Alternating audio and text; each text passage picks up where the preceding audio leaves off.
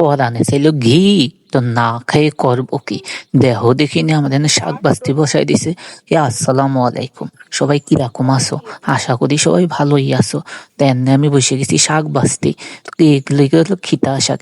এই শাক যদি তুমি বোম্বাই মরিচ দিয়ে ডইলে ডইলে ভাত খাও, গরম ভাত, তা সে যে কি টেস্ট, এই টেস্টের কথা তুমি বলতে পারবা না। তা শাক যেহেতু রান্না করা হবে, বাইসে কুচে তো নিতে হবে। আর এদিক দিয়ে কয়টা চিংড়ি মাছও তো লাগবে শাক রানতে গেলি, তাই জন্য চিংড়ি মাছও বাইসে নিয়ে আসছে।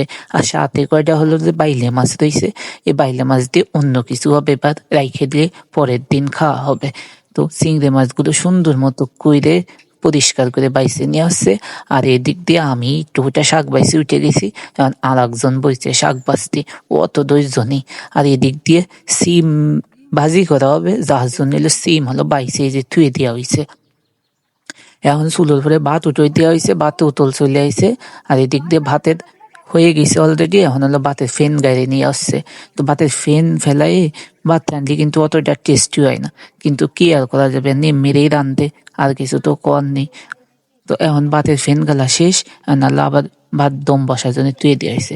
আর তোমরা কি রেসিম রান্ধো তা তো আর আমরা জানি না, আমরা এমনি রান্ধি। প্রথমে হচ্ছে যে কাঁচা জাল, ওল দিই আর নুন আর একটু পানি দিয়ে, আর ওই যে চিংড়ি মাছ ছিল সেন্দে করে চিংড়ি মাছ দিয়ে এ হলো হচ্ছে সিদ্ধ করতে বসাই দেওয়া হয়েছে। একটু জালতি লাগুক, আর এদিক দিয়ে চুলোর জালটা দেওয়ার জন্য একটু ফাতাটাও চুলোর মধ্যে ঠেলে দেওয়া হলো। তো ফাতা ঠেলতে হচ্ছে, আর এদিক দিয়ে এগুলা সিদ্ধ হচ্ছে। তো ওই সিদ্ধ হয়ে গেছে, সিম দিতে হবে একটু পানি দিয়ে, নাহলে সিম সিদ্ধ হতে দেওয়া হবে। তেল মেল কিন্তু এনে দিইনি, তেল দিয়ে দেরি আছে বাগার দেওয়ার সময়। তোমরা কিরে রান্ধো তা তো আর আমরা জানি না, আমরা এইভাবে রান্ধি। তো সিম দেখতে পাচ্ছিস বালতির মধ্যে দিয়ে ধুয়ে ধুয়ে কড়ইতে দেওয়া হচ্ছে। কড়ই দিয়ে আবার কেউ যেন নাক ছিটকে না, কাঠ দিয়ে রানলি এরকম হয়ে যায়, করে কালা হয়ে যায়। তো হচ্ছে যে ঢাকনা দিয়ে ডাইকে জাল দিতে হবে। জাল দেওয়া হয়ে গেছে, বাইরে নিয়ে হয়েছে, এনে হলো সিমরে বাগার দিতে হবে।